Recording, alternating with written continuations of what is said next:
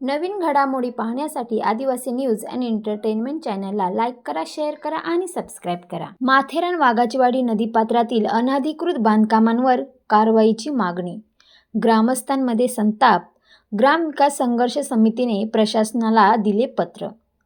माथेरान परिसरातील वाघाचीवाडी येथून नैसर्गिकरित्या वाहणाऱ्या नदीच्या दोन्ही बाजूंना अनेकांनी व्यावसायिक उद्देशाने फार्म हाऊस उभारण्याचा आरोप होत आहे।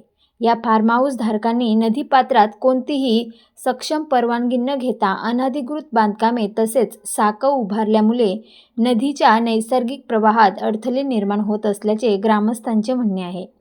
स्थानिकांच्या मते नदीपात्रातील या अनधिकृत बांधकामांमुळे नदीचा प्रवाह व दिशा बदलत असून पावसाळ्यात पाणी आजूबाजूच्या परिसरात पसरते।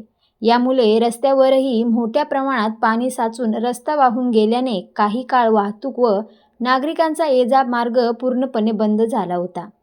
या प्रकरणाची दखल घेऊन ग्रामविकास संघर्ष समितीच्या वतीने सामाजिक कार्यकर्ते गणपत वारगडा यांनी पनवेलचे अपर तहसीलदार जितेंद्र इंगळे पाटील तसेच रायगड जिल्हाधिकाऱ्यांकडे नदीपात्रातील अनधिकृत बांधकामे तातडीने हटवून संबंधितांवर कायदेशीर कारवाई करण्याची मागणी करणारे निवेदन सादर केले आहे।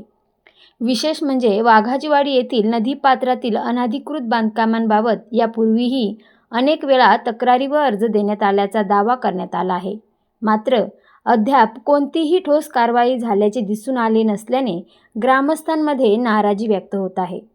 आता प्रशासन नदीपात्रातील अनधिकृत बांधकामे हटवण्यासाठी प्रभावी पावले उचलणार का आणि संबंधितांवर कायदेशीर कारवाई होणार का याकडे संपूर्ण परिसराचे लक्ष लागले असून हा विषय ग्रामस्थांमध्ये चर्चेचा बनला आहे।